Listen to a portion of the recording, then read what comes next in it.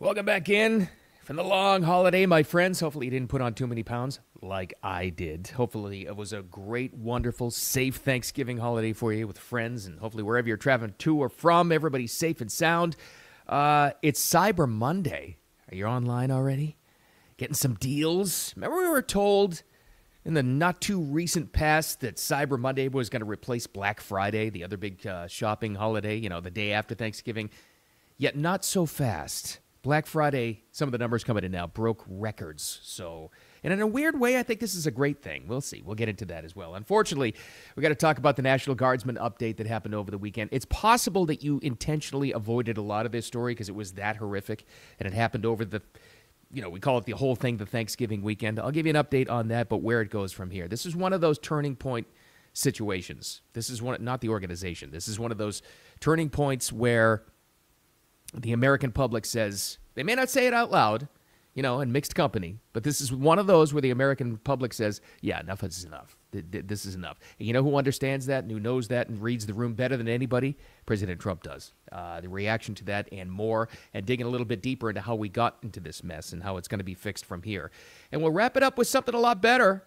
First of all, speaking of fake news, the White House is now, this is one of my favorite things of all time. This is great.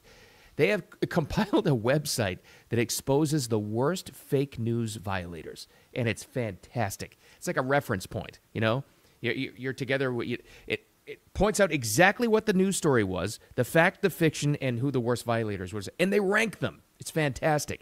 And it also happens to be, according to science, food science this time, this is the last day you can eat those leftovers. I am intentionally ignoring food science because I have some leftovers right downstairs that I am going to eat, and I'm not going to die, and it's going to be delicious. That's what I say. Anyway, let's get right to it. Thanks for finding Wicked Radio. I appreciate you. Took a couple of days off for the holiday, as I hope you did too. But thanks for the downloads. Those continued, apparently, including the Thanksgiving special, audio podcast too, and wherever you look for Wicked Radio, whatever platform, anywhere, you're going to find us. Let's get right to it. All right, let me give you a little update. You know what? Let me start with something lighter, actually. Let me do that. That's probably a better way to ease into this because we're all trying to ease back into the workflow. So today, as you know, is Cyber Monday.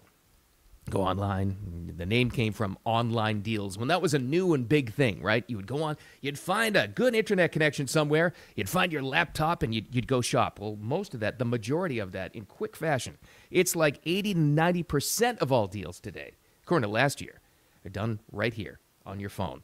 But something a little bit different. Remember they said that Cyber Monday today and all the deals would completely replace Black Friday.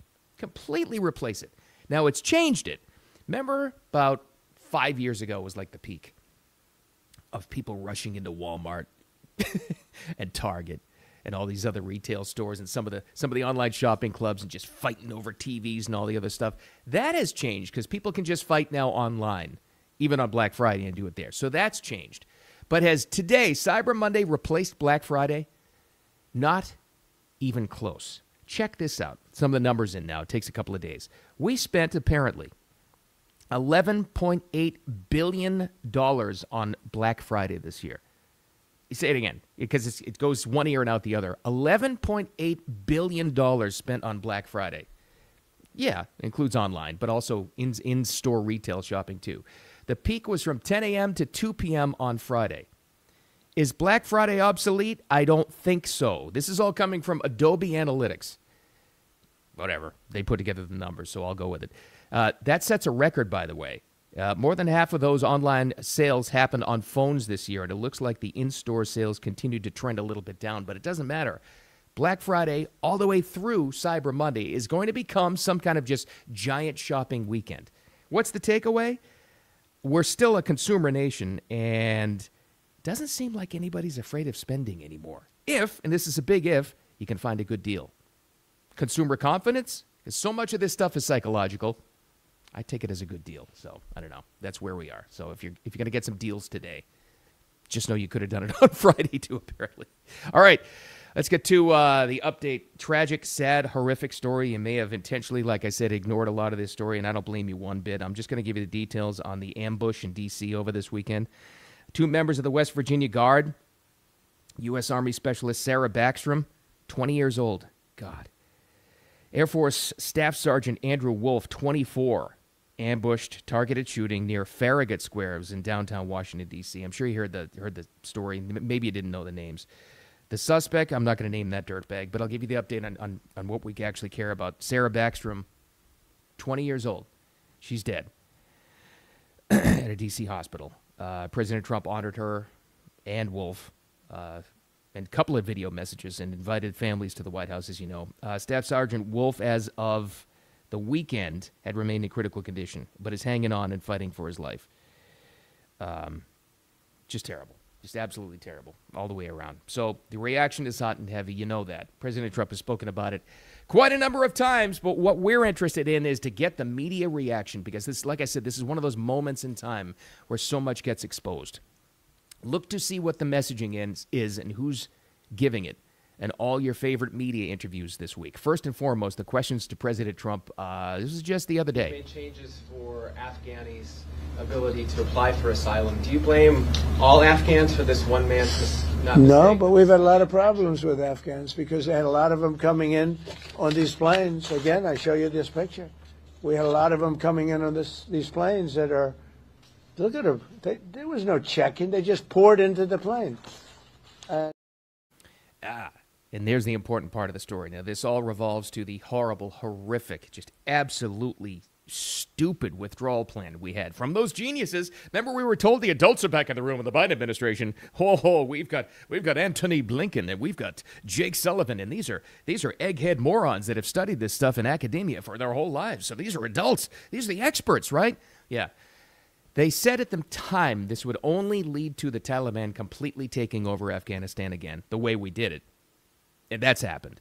We also knew that all of the weapons that we left behind, to the tune of billions, would be going to their hands. That's happened. But there was another trickle-down effect, and it's this that we're feeling right now in our country, in our nation's capital. 2 National Guardsmen, one dead, one about to possibly sadly die. And you've got this happening right now. This is another. Because what did we do? What did we do? We took in the Afghans because they're allied friends.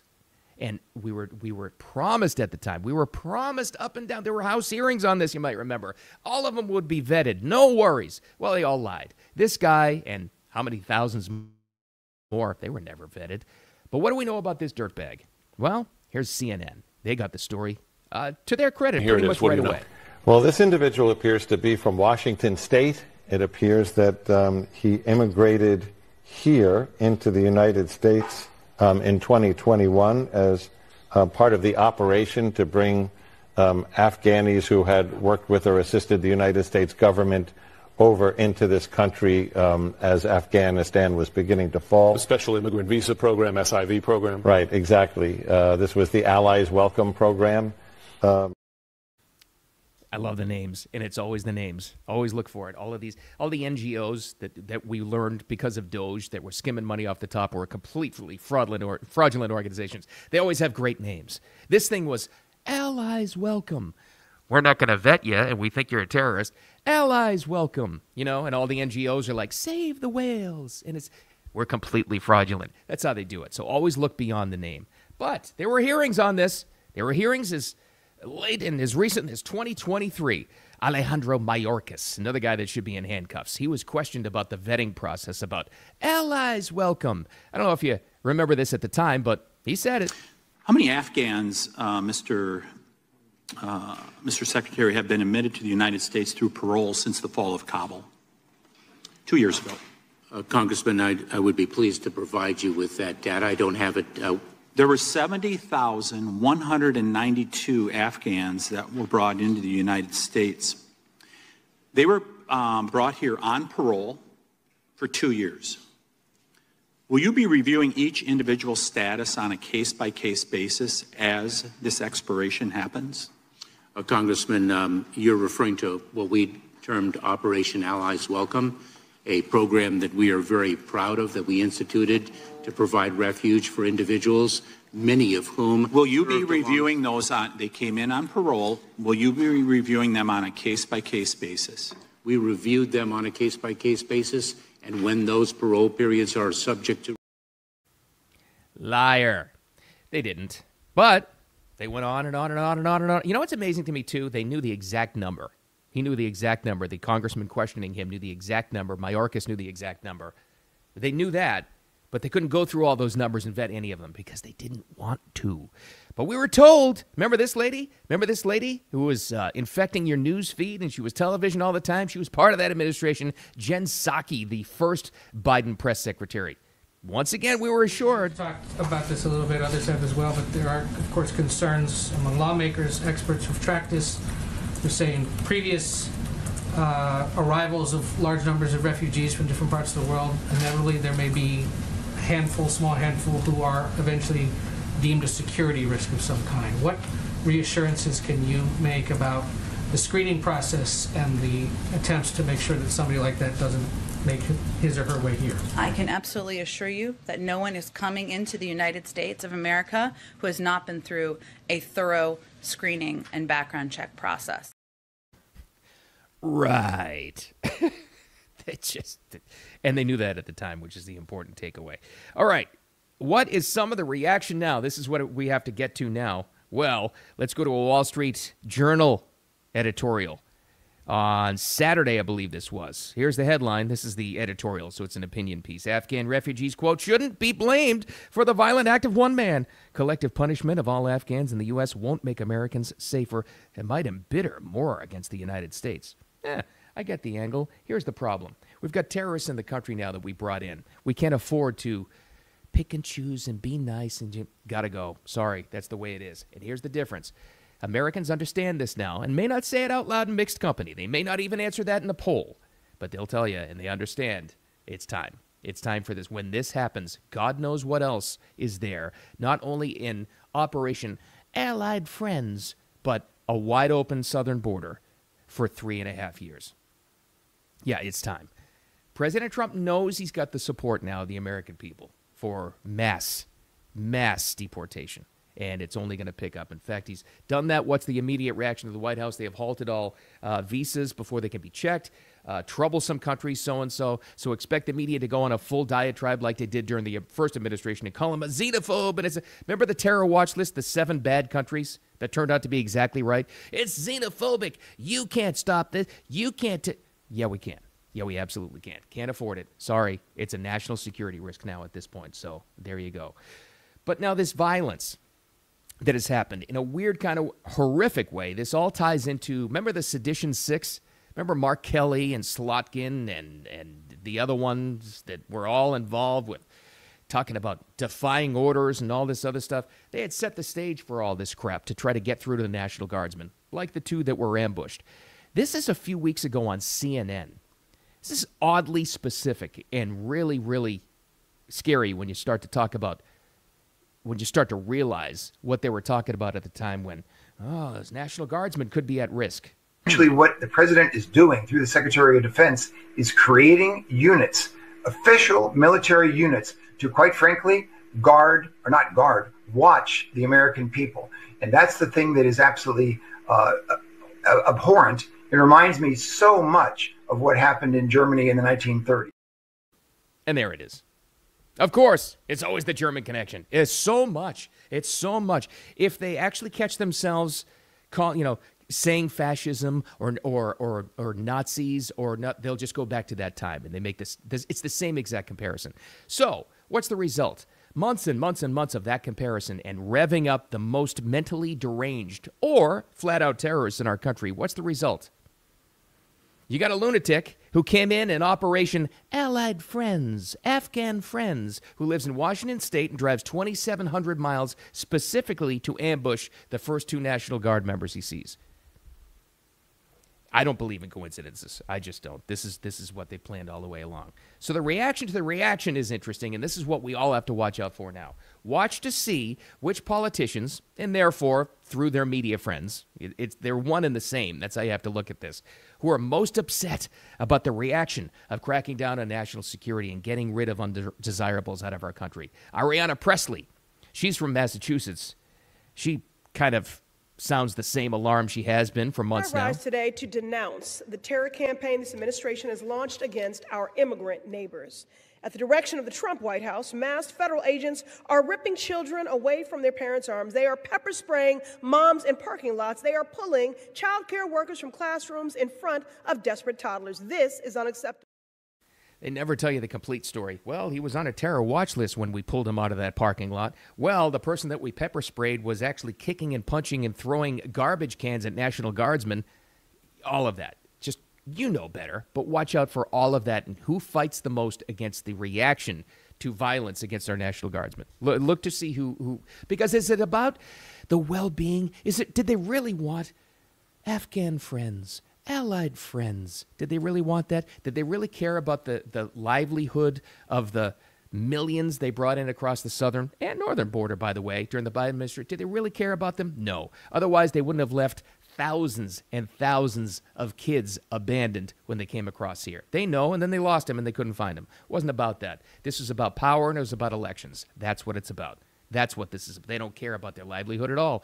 This is about power. Otherwise, they wouldn't fight so much. That's what this is all about. But there we are. But speaking of the fake news, this is great news. Here we go.